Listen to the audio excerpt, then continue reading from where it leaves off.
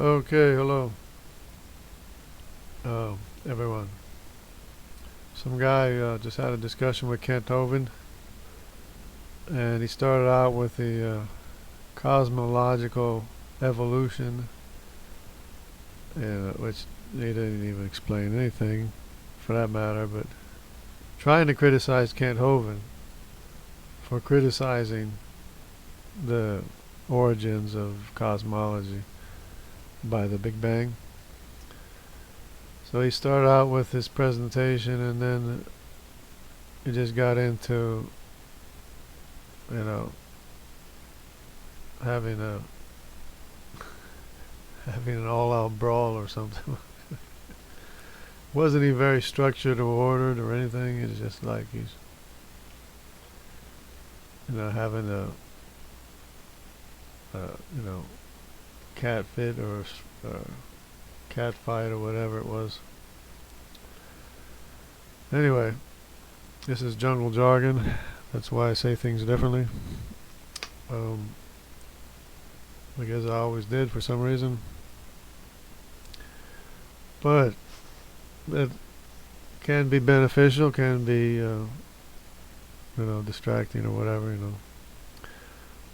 But, yeah, as far as the origin, I mean, all you have to do is just think about where everything came from. It didn't come from nothing. Didn't come from nothing, didn't come from nowhere. It came from something. Energy comes from a greater energy. Comes from a greater power. It's not complicated. It didn't come from a single point. It came from everywhere. God is everywhere, and His power is all power. So that all power came from everywhere, not a single point. His power doesn't come from a single point, because He doesn't exist in a single point. He exists everywhere. So He has all power. He can do anything, and He can make hydrogen coalesce, which is something I haven't seen the scientists do yet. To make hydrogen gravitate on itself. I mean, how are you going to have hydrogen gravitate on itself when it spreads out? It has to be made first to begin with, and it can't make itself. So there's that too. So they think the expansion caused the formation of some kind of a plasma, which turned into hydrogen ions or something, and that gravitated in on itself, and they think that somehow there was enough gravity for hydrogen to gravitate in on itself, so that would form the stars, because that's how you have to form the stars, because stars are hydrogen. Some of the planets are hydrogen too, for that matter. Many planets are hydrogen. All the big planets, and not just in our solar system or around here, but everywhere in the universe, there's a lot of hydrogen planets, and there's a lot of quasi-stars and stuff like that. And an interesting thing I just heard was that a lot of the stars are just disappearing, and they don't know why. As a Christian, it doesn't bother us. We find it amusing, that stars are disappearing, and they don't know why. They have like 100 stars that have just disappeared without a trace, not a puff, not anything, no explosion, nothing, just disappeared off off the face of the map or whatever, the universe. So that's a puzzling thing to them, because Stars are supposed to be forming themselves, not disappearing. Evolution is a belief system intended for lawlessness, atheists, and nothing more. Exactly. It's just an attempt to make a smokescreen to hide your sin, basically, is what it is. Making excuses for sin, that's all it is. And we know what it's all about anyway. But I guess they are fooling themselves and kidding themselves, so they can't even see that themselves, that they're trying to hide from God, because they say they're not even a God. So they don't even know that they're hiding from God. And yeah, they try to justify their beliefs to us and to the world, and justify what they do. But of course they think they know better. It's called the deceitfulness of sin. The deceitfulness of sin blinds people's eyes, so they can't see the reality of what they're doing. So yeah, that debate was something else. It was more like a dog fight or something than anything. Wasn't. He was trying to snow everything, and just throw out a whole bunch of information and think that it's going to cover everything. And it's not, when you have a discussion like that, you want to talk about specific things, resolve each specific thing, and then go on to the next thing, instead of just throwing mud here and there, and, like he was doing. And of course, Kent's trying to respond too. He's trying to, get a word in and try and explain things, and it's just not conducive for anyone to learn anything when they refuse to look at specific things.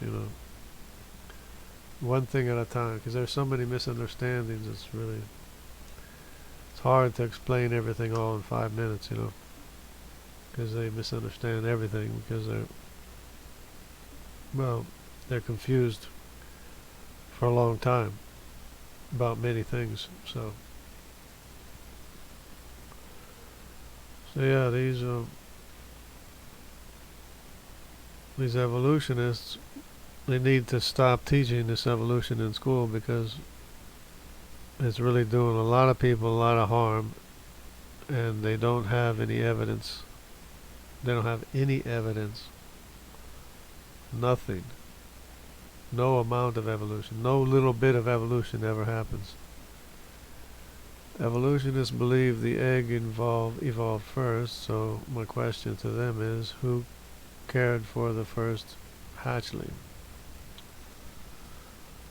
Yeah, their idea of an egg would be a cell, a simple cell, the first cell. So they would think that nobody cared for the egg, that it just survived, happened to survive, and reproduce. Of course, they have no idea how it came to exist or how it came to reproduce, because we know it's all by instruction. You can't just have a cell without instruction, and you can't have it reproduce without instruction.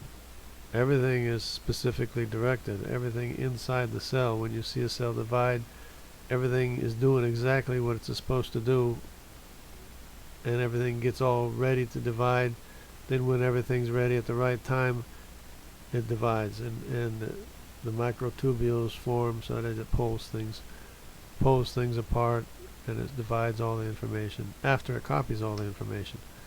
Everything is doing what it's specifically directed to do, and they have no idea how that information got there.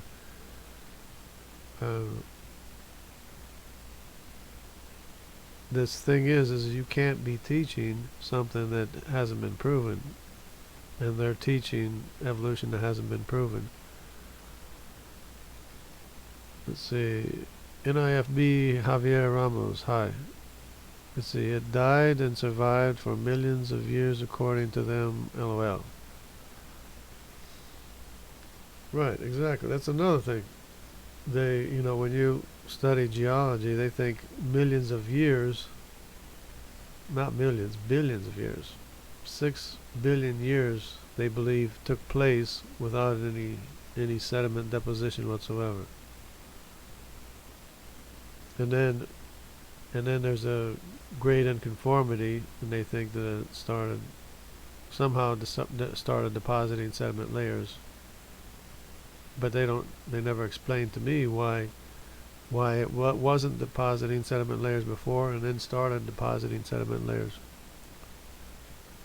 So, at least for the most part, because there are a few, like maybe six or eight or 10 layers below the unconformity at the Grand Canyon, but they are probably sediment layers from before the global flood at the time of creation, because the earth is a water world. We were created out of water. The earth was covered with water when the earth was first made. It was covered with water, and then land appeared. Land came up out of the water. So yeah, for some reason I can't chat. I gotta sign into this the chat, and it doesn't seem to work. Open in web browser. Okay. Open in web browser. Yeah, because I was trying to sign into chat before and I wasn't able to do that. Oh, here's something. What's this?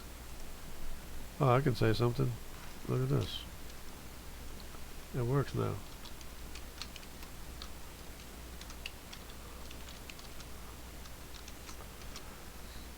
Okay. Maybe now I can control the chat too. I just gotta close this down a little bit so I can see what's going on. Alright. Good to go. So actually I can close this one. I don't need this. Whoa. What happened? Oh, I know what happened. I think. Oh, there it is. Alright, never mind me. So yeah, it's a horrible thing to be teaching kids in school things that are just total nonsense. Absolute nonsense. There's not even a little bit of evolution ever happens. I mean, you can't even get a little bit of evolution to happen. You can have variation of species, you can alter what's already there, you can change what's already there, but you can't get instruction that's not there. Of course, that's what we are. We are different numbers of copies of the same information. So duplicate of the same information is not evolution. Neither is expression of different parts of the genome evolution, because the information is already there. And that happens a lot too. And there's genetic drift as well. So there's a genetic drift, there's variation, there's responding to the environment too. That's all a part of the design that's built into the genome. Yes, the evolution is total nonsense. Total nothing about it is observed. It's all imagined, like Kent Hovind says, it's SpongeBob fantasy. It's magic. It's what I tried to get them to understand, and it's just like I don't know if they don't want to listen or they just refuse to listen, but they believe in magic. And they say, oh, well, you believe in a sky wizard. Well, I believe in a creator, you believe in magical matter. There's a big difference. because matter can't make itself. Matter can't make you. There's a big difference, and that's idolatry. That's paganism, idolatry, as old as the hills. Hey, Matt Bond, what's up? So, we believe in a maker, an all-powerful maker, an all-knowing, all-powerful, eternal maker, maker of limited time and distance, or dilated time and distance. And that dilation of time and distance is the result of the existence of matter, and the gravity of matter, which dilates time and distance. And of course, it's all the black holes all around the universe that have an infinite reach as far as the gravity that they have, so that it dilates time and distance where we are.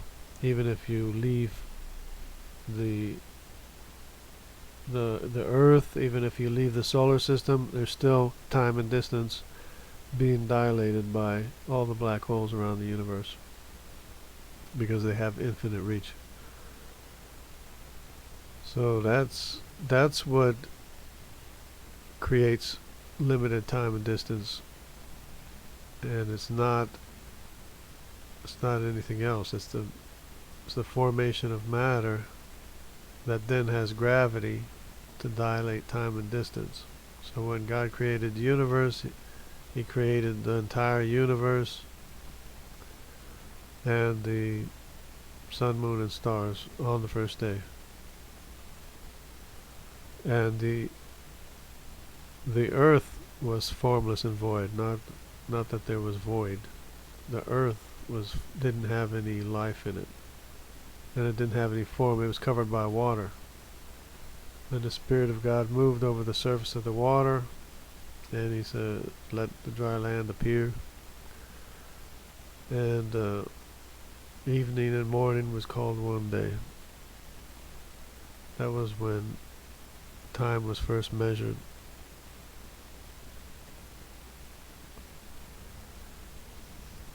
Okay, so anybody got any suggestions, any questions, any ideas? Because that debate or discussion or debate, whatever you want to call it, wasn't very productive. I don't think it was just a lot of mud throwing, stuff like that. And because you gotta get down to specific things. You gotta talk about specific things. Is this possible? Is that possible? If so, how is it possible? Is it observed? Is it not observed? Why or why not? You gotta talk about specific things. You can't just say, well, evolution's a fact. No. It's not observed. No part of it's observed, so how is it a fact? And why are you teaching it to kids and unstable adults? You're deceiving kids and unstable adults. People weakened with sin, beset by sin. You're taking advantage of people that are vulnerable, and people that are, want to hear something that's not true. They want to hear a lie. They don't want to hear the truth. It's like if you tell them the truth, they're looking the other way. You tell them a lie, and they're all ears. It's what they want to hear. Tell them a story of magical matter, and they're all ears. They say, "Oh, really? Really? Yeah, that's what I thought." Because that's what they were hoping for. But anyway, I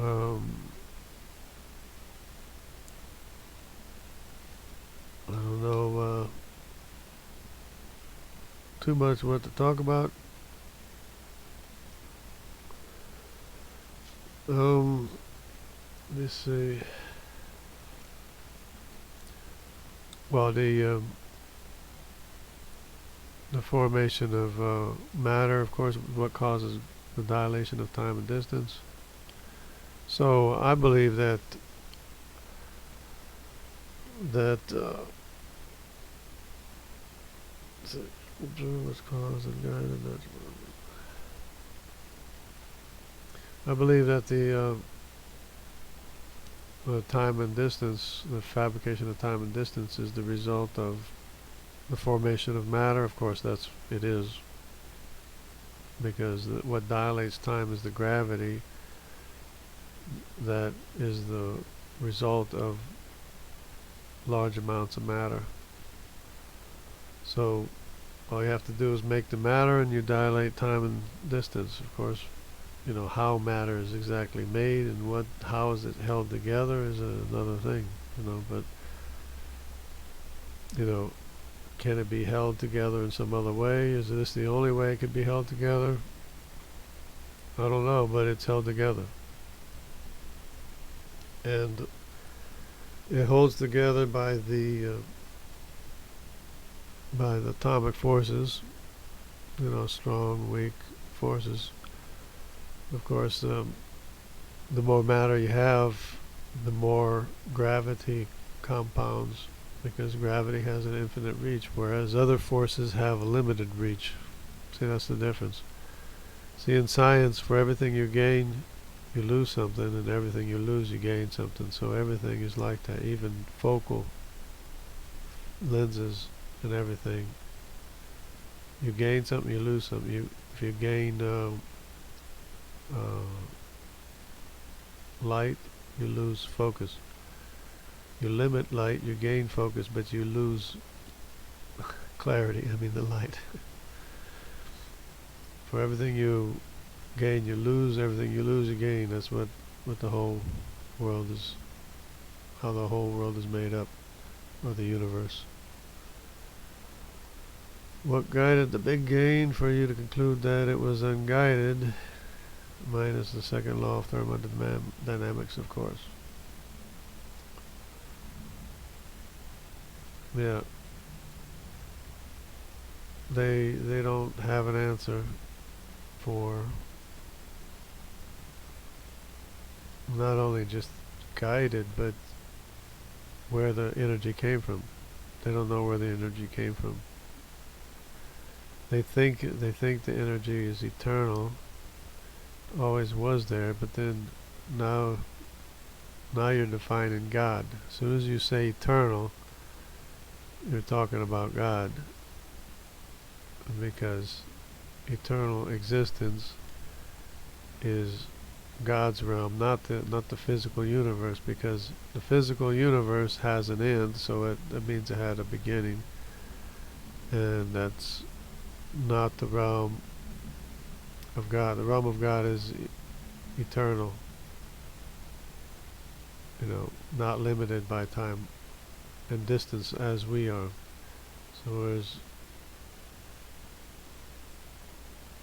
So time was dilated down from instantaneously. In other words, light, for example, that has no mass, and so it arrives instantly. It travels at the speed of light, and when you travel at the speed of light, there's no distance. So light is already there as soon as it leaves. And light can't go faster than the speed of light, because light can't arrive before it leaves somewhere.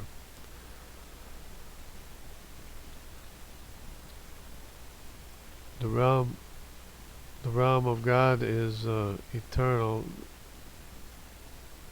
but it's the universe that's not eternal, is the point. The universe is limited time and distance. It has an end. It's energy that's going from an ordered state to a disordered state. So it has an end. That also means it has a beginning, because the beginning is when it was ordered, when energy was ordered. So science is on our side, Matt Bond. Science is not on your side. The atheist side. I don't know exactly where you stand, but science is on our side, and I'm comfortable with that, because I've never seen any argument against God, to defeat God. because even Isaac Newton, the purpose of him teaching or explaining science is so that people could see God, understand and know God. He talked more about God than he did about science, but science was for the purpose of people knowing God. So, guided into all existence.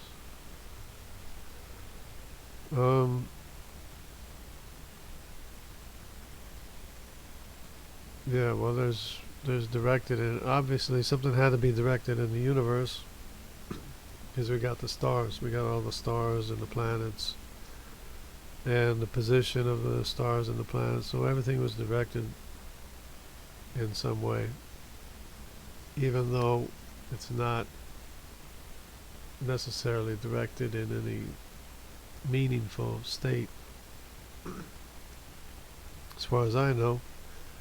Except everything is with a purpose. With God, everything has a reason. Everything is for a purpose. And we usually find out what the purpose is when whatever is happening is going to happen. Hello, Honesty Angel. How you doing? Okay. I'm looking at the wrong chat here. See if I can fix this. Yeah. This one here. Okay.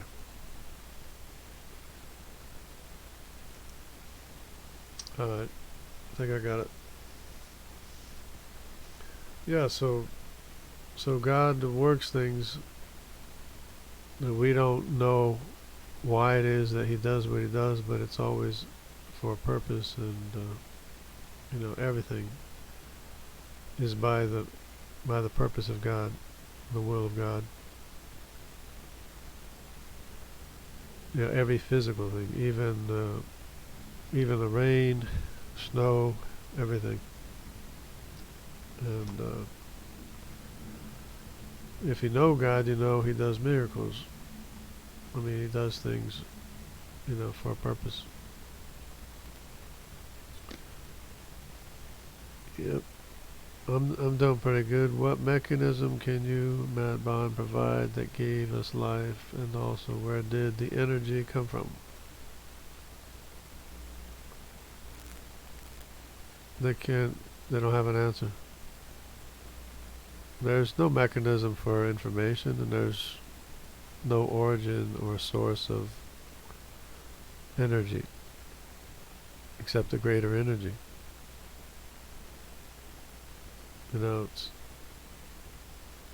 It's great that they don't know, and they pride themselves in saying that they don't know because there's nothing else they can say. But then again, there's nothing they can tell us, and they shouldn't be teaching evolution in schools because they don't know how it happened. And science is what you can know, so it's not science. So evolution needs to be removed from every educational system immediately. We don't need to tolerate it anymore. See, abiogenesis isn't observed. It's even atheists admit that abiogenesis, they don't know how it happened or if it happened, because nobody observed abiogenesis happening. When I first got into this, it was a while ago, maybe 20 years ago. I'm thinking about abiogenesis, actually more like 30 years ago. But I'm thinking, yes, the life, spontaneous formation of life. So I'm thinking, yeah, okay, if it's spontaneous, it could put itself together. But the problem is there's no way of it putting itself together without information. It can't just put itself together and write instruction that it doesn't have. It's just not possible. And it's not possible for one thing to get instruction to become another thing. Many things there's variations of things, and things can change over time, and there's genetic drift, but it's still based on the copies of the same information, same original information. And the problem is that different animals are copies of different ancestors. We're not all copies of the same ancestors because we all have different information unique to what we were made to be.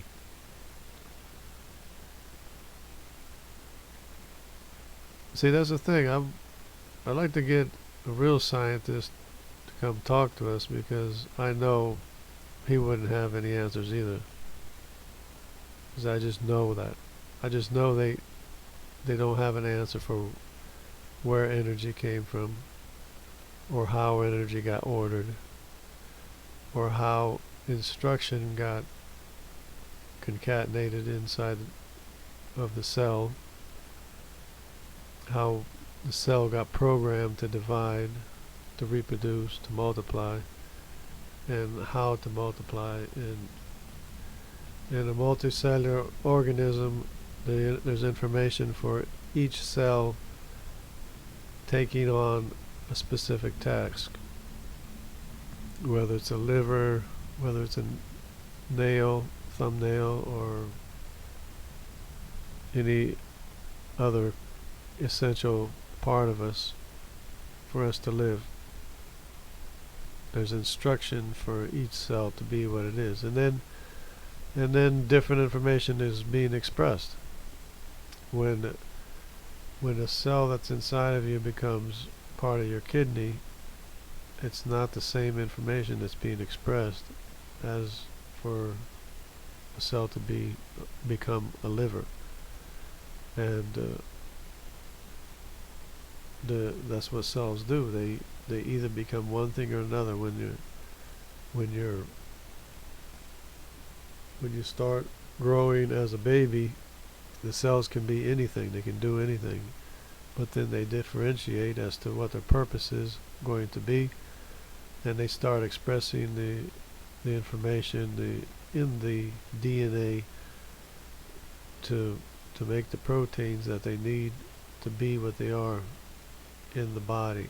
Specific things, whether it's bone cells, nerve cells, liver cells, kidney cells. Everything is specific to what it's supposed to be, and it's following directions. It's like it's following directives, like the movie of that robot that had directives. He's just following directives. And that's the same thing with the cells, the information in us, inside of us. And they don't have an answer for that. Sean Carroll doesn't have an answer. He's a physicist or some kind, but biologists don't have an answer for that. And Sean Carroll can't tell you where energy came from either. They just don't have the answers. And the Bible teaching had the answer thousands of years ago, when it said that all powers get their power from God. Because there has to be an infinite potential. Any amount of energy can't cause its own existence. So if you have a spark or a flame or something, it can't it can't be from its own existence, its own self. It has to get its existence from a greater source, a greater power. And that power gets its power from a greater power.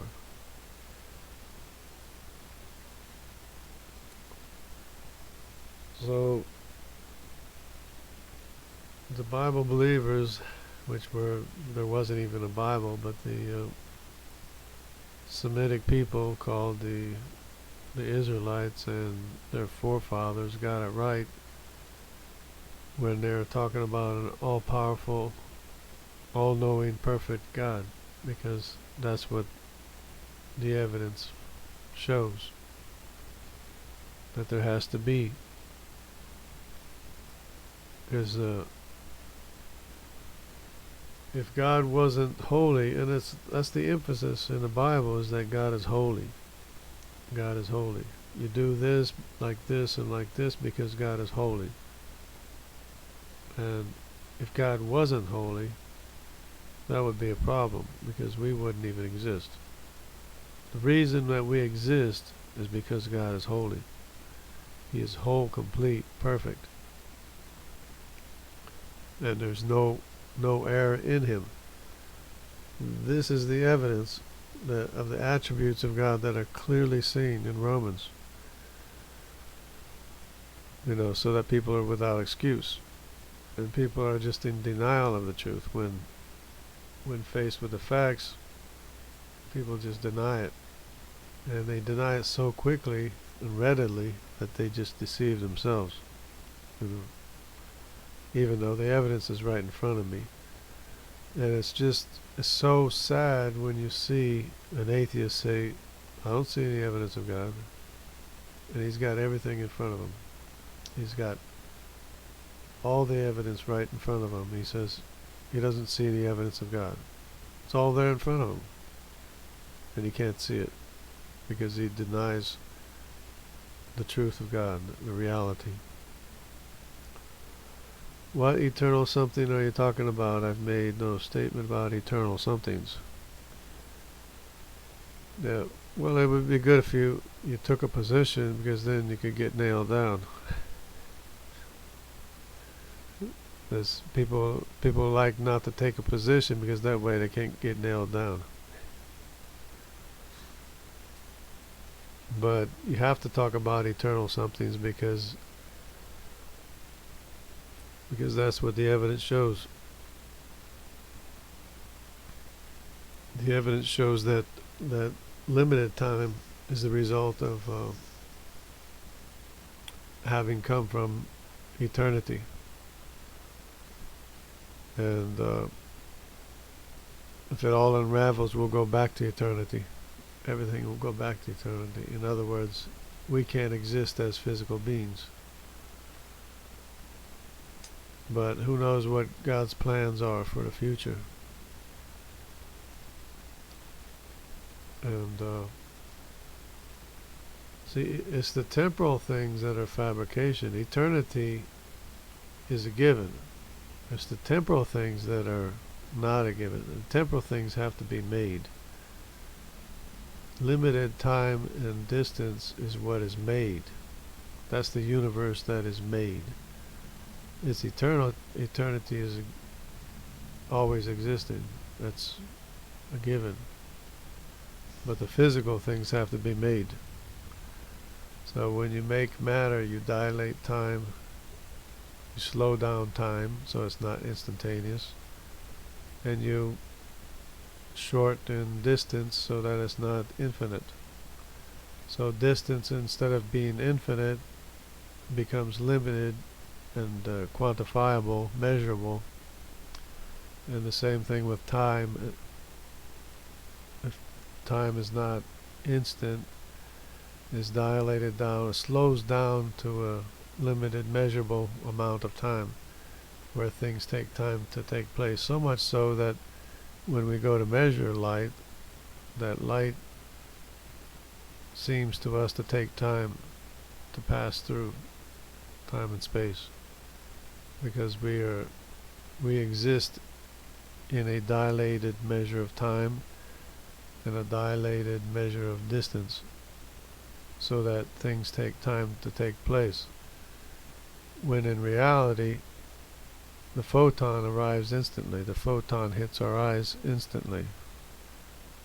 The photon is already there because it takes no time to travel, no distance, because at the speed of light, if you're massless, you're already there, and it doesn't take any time to get there. So there's that phenomena. So this is things, I'd really like to talk to scientists even so I can learn some things too. But I know that they are afraid to talk because they can't really tell us anything as far as where the universe came from, or where biology came from, or where anything came from, because nothing can make itself. Nothing can order itself. It's not complicated stuff. It's very, very simple. You just have to have a clear mind clear of clutter, to be able to see what the facts are. But it's the information, the data, the information that the scientists have that I don't have. I don't have all the information that they have. And yet I can still see that any amount of energy comes from a greater amount of energy, which comes from a greater amount of energy. Now this is not hard to understand. But it's just different details about the universe I would like to learn. I would like to learn if the stretching of space being pulled into black holes would dilate, not dilate, would redshift, is enough to redshift the light coming to us.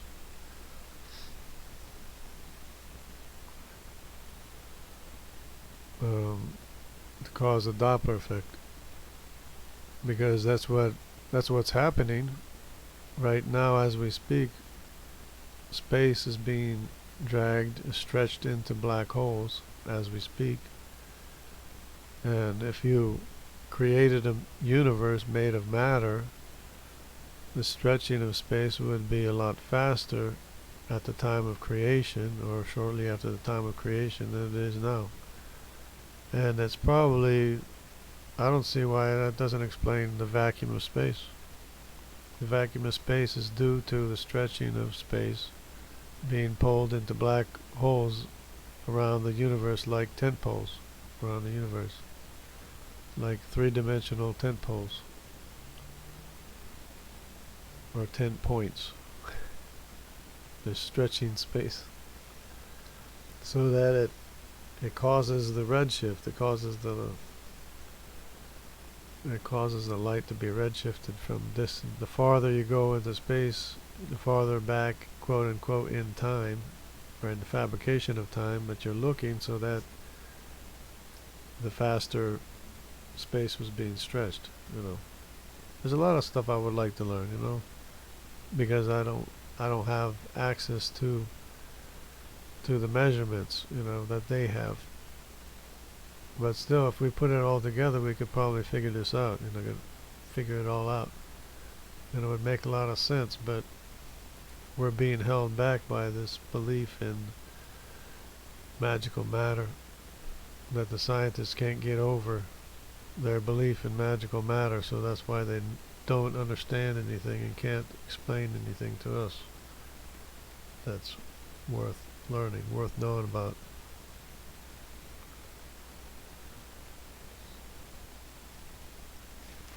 But I would really like to see some sense being taught in schools, some real science being taught to kids in school, some simple science, simple truth, and for that matter, you want some good, helpful, useful, productive teaching in school, read Proverbs 1. If you want kids to learn something useful or productive, read Proverbs 1 in school. And I guarantee you that the kids will think twice and have some sense before they do something really dumb.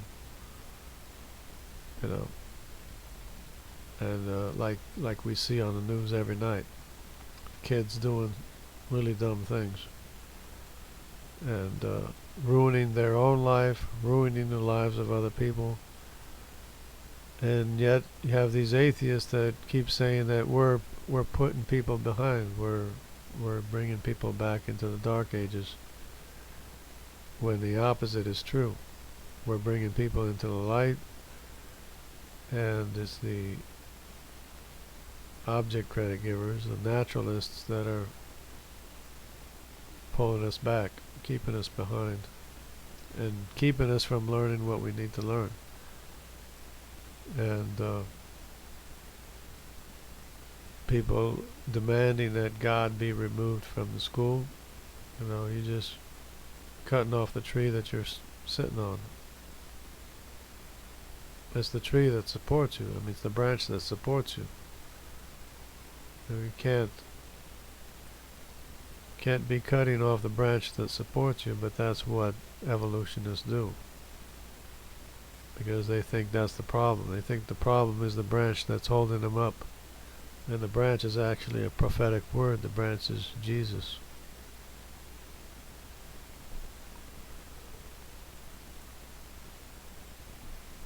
I mean, they got all these arguments. They got all these little arguments here and there of like, go round and round in a circle with their reasonings and their arguments, and the reason why they think they're better than God and smarter than God and more moral than God. And well, when it comes down to it,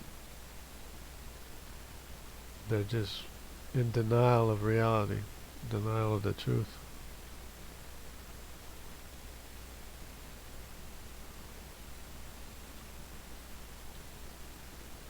But I think it's a shame that people are so misguided. We're out here trying to explain to them that we know what the truth is, and we're about believing what the reality is, and they think it's the exact opposite because they were so misled. They've been so misled all their life. Here we are telling you what the truth is, what reality is, and they think we believe in a magical sky daddy, while they're believing in magical matter, which is it's contradictory to what they're saying, themselves. They think that we believe in magic when they're the ones that believe in magic, because they believe in magical matter, because matter can't make or order itself. So where's the real scientist to come refute that? There isn't any. So we're right. We're right straight down the line. We're right from beginning to end. Human history is what it is. We do have a human history. All of the history of the Sumerians, the Egyptians, the Hindus, the Chinese, the Mayans, they all have calendars going back 5,000 years. Right, and records. I think everyone left Standing for Truth channel. Okay. Alright, sounds good to me.